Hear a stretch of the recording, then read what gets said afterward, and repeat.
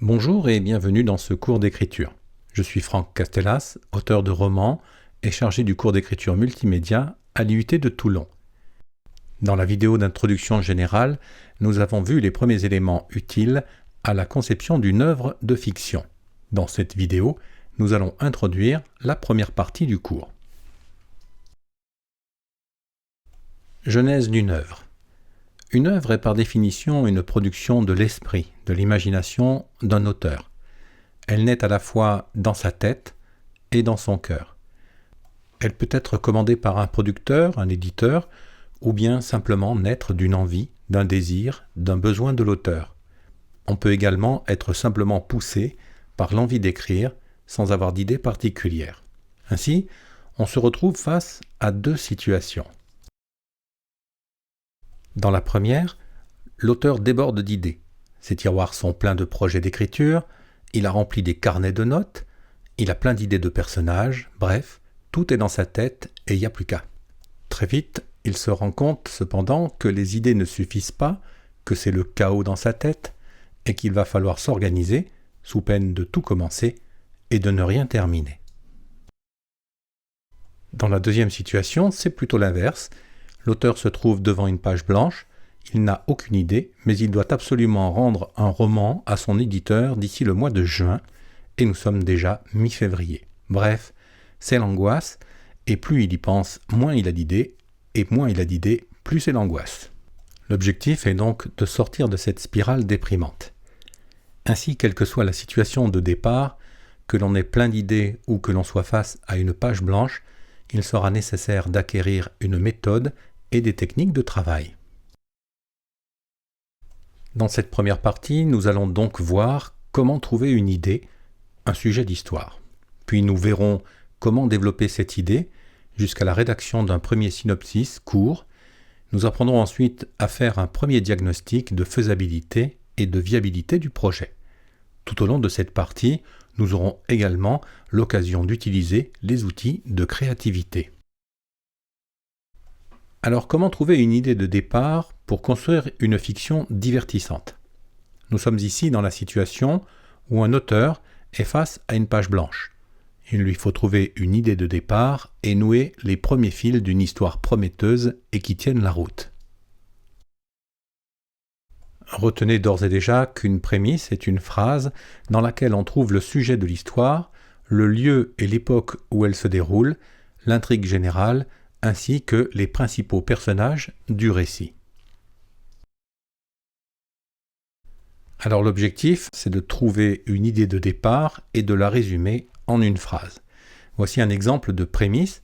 Il s'agit d'un roman que j'ai écrit pour le magazine Nous deux. Dans un village de Provence, une institutrice défend un berger accusé à tort d'avoir tué un loup, mais elle tombe amoureuse de l'officier de gendarmerie chargé de l'enquête.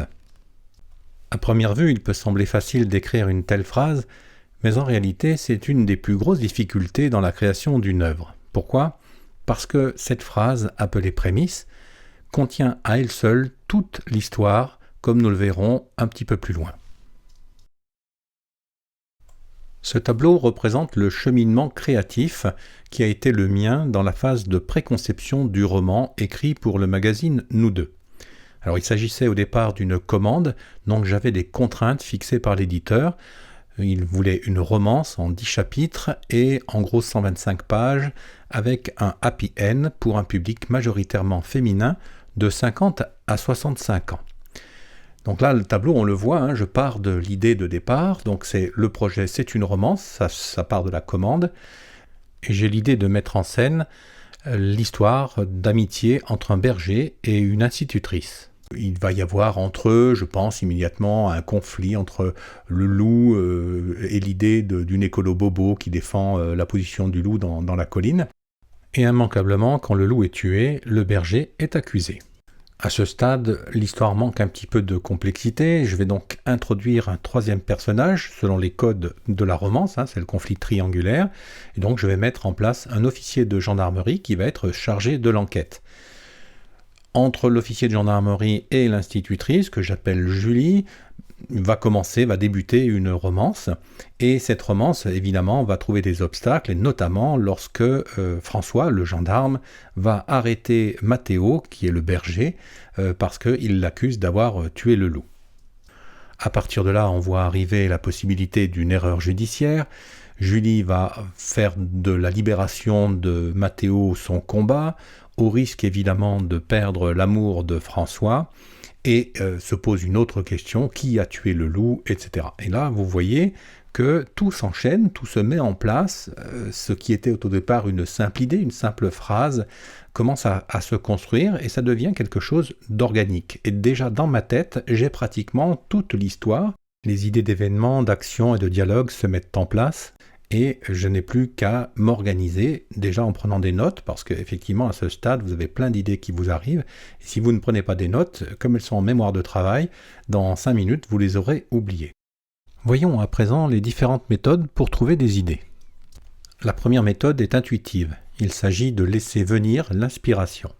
Bien souvent, l'idée vous vient au moment où vous ne vous y attendez pas, voire même dans la nuit. C'est un processus de cogitation que vous ne maîtrisez pas.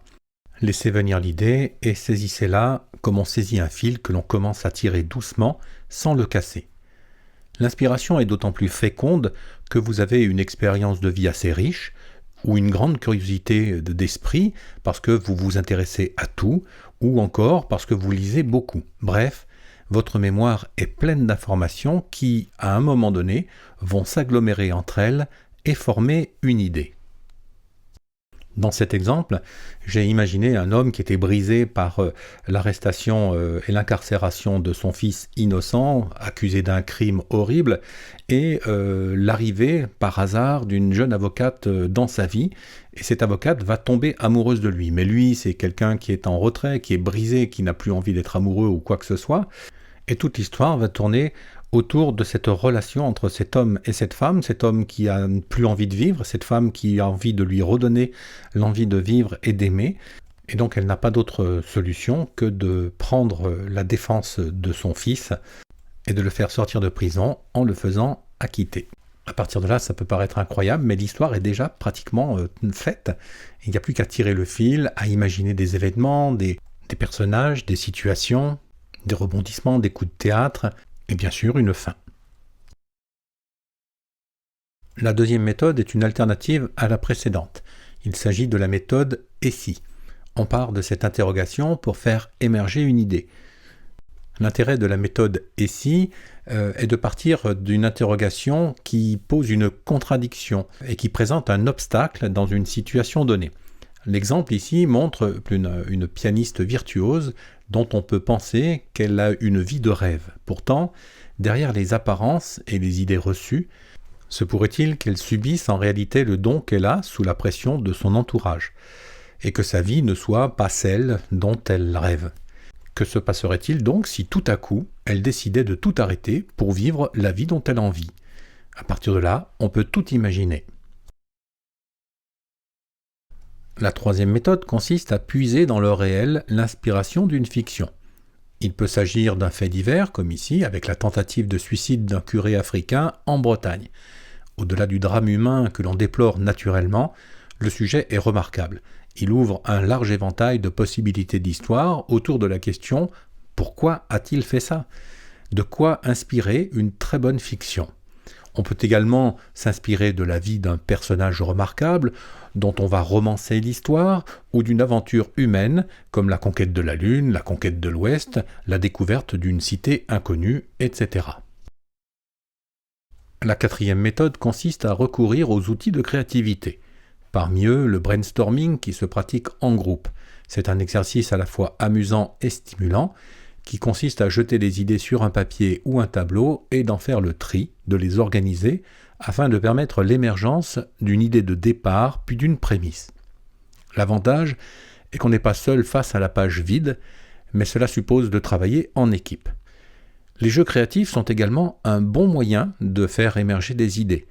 Le générateur de mots aléatoires, par exemple, permet de créer des séquences qui peuvent prendre du sens avec un peu de chance et beaucoup d'imagination. Enfin, vous pouvez vous exercer à l'adaptation d'une œuvre existante, en la réécrivant telle que vous l'auriez préférée, en imaginant la suite ou les origines, comme par exemple dans la saga de Star Wars. Cette méthode peut être délicate à mettre en œuvre en raison du risque d'être taxé de plagiaire, mais cela reste un bon exercice pour muscler son imagination et acquérir les réflexes créatifs.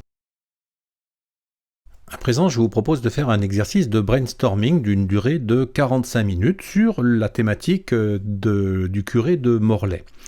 Donc l'objectif, c'est de trouver un premier scénario d'histoire et de rédiger une prémisse. Ça peut se faire donc tous ensemble, en famille, entre amis ou seul pour les ermites. Je vous mets le lien d'un article du journal Le Parisien dans le titre de la vidéo. Je vous invite à mettre la vidéo sur pause et à prendre 45 minutes. Alors c'est important de ne pas dépasser les 45 minutes pour travailler sur ce sujet. Je vous donne rendez-vous tout à l'heure. Voilà, alors maintenant l'exercice de brainstorming doit être terminé. Je vous propose un deuxième exercice de créativité qui est intitulé « Derrière la porte ». L'écriture d'une fiction, c'est une porte qu'on ouvre sur une histoire, un monde, une époque, des personnages. Derrière une de ces portes se trouve peut-être l'histoire de votre vie. Pour commencer, choisissez la porte qui vous inspire parmi les 5 que vous voyez. Je vous propose de mettre encore une fois la vidéo sur pause et de prendre le temps de faire votre choix. Votre choix est fait? Ok, alors maintenant vous allez passer à l'étape suivante. Il s'agit de réfléchir, questionner, imaginer ce qui concerne le choix de cette porte. Pour cela, mettez-vous sur pause et répondez par écrit à ces questions. Je dis bien par écrit, c'est important. N'hésitez pas à développer, à noter tout ce qui vous passe par la tête, sachant qu'une seule réponse pour des créatifs, ça serait quand même insuffisant. Prenez une trentaine de minutes pour faire cet exercice.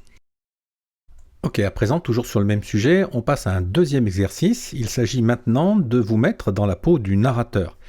Vous allez mettre la vidéo en pause et vous allez répondre aux questions suivantes. En tant que narrateur, vous pouvez choisir d'écrire à la première ou à la troisième personne, à vous de décider la posture narrative. Là encore, je vous laisse 30 minutes pour faire cet exercice. À tout à l'heure. Voilà, j'espère que vous avez pris du plaisir à faire cet exercice. Le cours est à présent terminé, je vous remercie et vous dis à très bientôt pour une nouvelle leçon. D'ici là, n'hésitez pas, entraînez-vous, reprenez vos exercices, améliorez-les, travaillez-les, c'est la clé de la réussite.